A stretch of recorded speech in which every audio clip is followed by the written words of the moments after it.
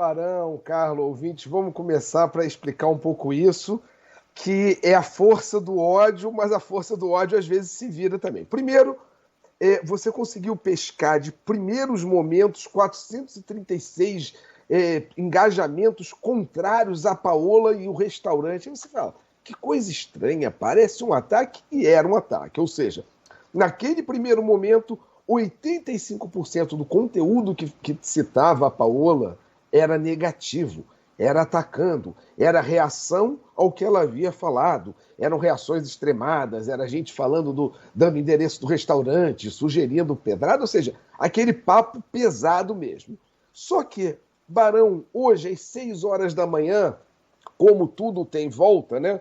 Você já tinha 45% se solidarizando a Paola, o restaurante dela sendo o Trending Topics, provavelmente vai ficar com fila na porta como nunca para ter reserva, ela vai ter que buscar mesa extra, porque acabou que a força de defesa se mostrou enorme, que basta se dizer o seguinte, é o restaurante mais comentado do Brasil nas últimas 24 horas. Ou seja, a Paola, com o talento que tem como cozinheira, como você bem já relatou aqui, vai ter que se preparar para um fluxo maior, porque muita gente em solidariedade achou assim, pô, vou defender, isso é bom, ou seja, é o crime e castigo das redes, né, Barão e Carla, para a gente compreender. Agora, lhe digo, toda a força negativa contra a Paola parece que fica quase que positivo para ela ter que atender mais mesas nos próximos 20, 30 dias, é para ela se preparar para um fluxo, porque é o restaurante mais citado do Brasil nas redes.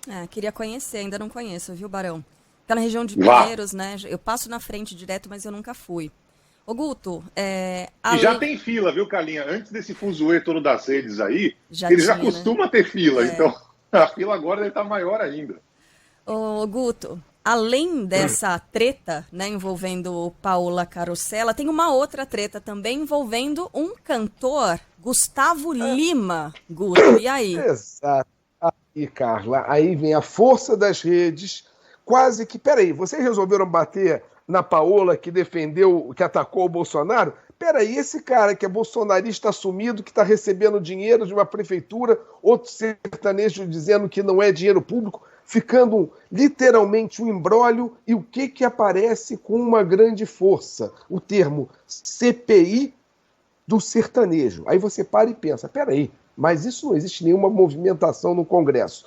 Aí você vai e faz filtro sobre buscas com a palavra CPI. E nas últimas 24 horas, a palavra CPI, ao lado da palavra sertanejo, foi o que mais foi buscado. Ou seja, é um movimento de redes fazendo algo que não existe na agenda do Congresso de concreto, mas, digamos assim, como força de resposta ao Gustavo Lima, bolsonarista, que ataca a Lei Rouanet, bolsonarista, que seja recebendo um dinheiro, parece que um cachê muito alto, de uma prefeitura de um estado, salvo engano, acho que é Roraima, ou peço desculpa aqui agora na imprecisão, mas é exatamente isso, essa força, a mesma força que a gente viu atacando a Paola de um lado, a gente vê agora atacando o Gustavo Lima, só para a gente compreender que é literalmente um tiroteio trocado que pessoas da mídia, dependendo do lado que vão escolhendo, acabam recebendo, sim, o ônus desse sentido, tá?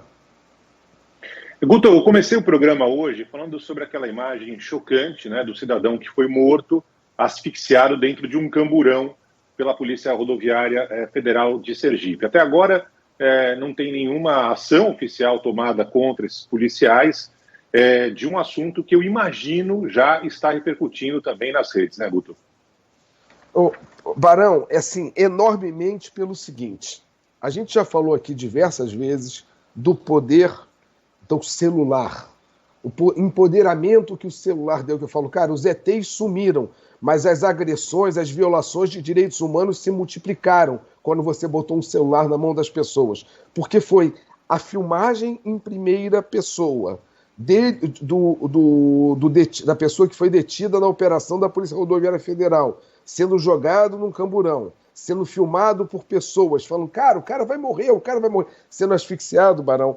Ele não só hoje, ele é forte demais, traz 85% de todas as citações disso, traz indignação. É assunto que vem para ficar. A palavra tortura e assassinato presente em 35 das postagens que são referentes a esse assunto, ou seja, foi algo que se pegou pesado. A palavra câmara de gás já aparece em 8 postagens das postagens que envolvem esse assunto, ou seja, é muito forte o poder da imagem. É quase que a gente entender que após uma operação policial que mata mais de 2 dezenas de pessoas no Rio de Janeiro, vem isso. E parece que um sucede o outro, Barão. É quase que uma onda de, digamos assim, de violação de direitos engolindo outra e a gente não consegue acompanhar. Porque, repito, um assunto pareceu que sucedeu outro. Pessoas que haviam falado, como assim, de comportamento, você teve 18% de pessoas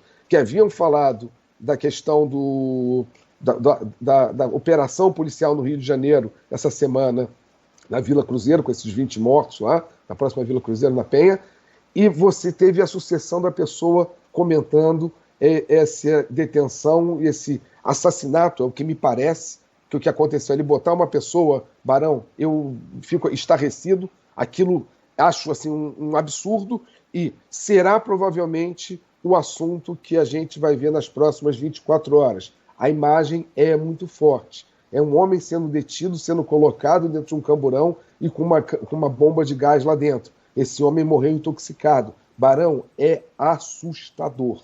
E as redes revelam isso em primeira pessoa, ou seja, a gente não está vendo um filme, a gente está vendo uma pessoa que irá a óbito. A gente está assistindo aquilo, nos assusta, e o que me assusta mais é que a gente começa a banalizar isso, né, Barão? A gente vê que semaninha pesada que a gente acaba tendo, é complicado. Celular em legítima defesa.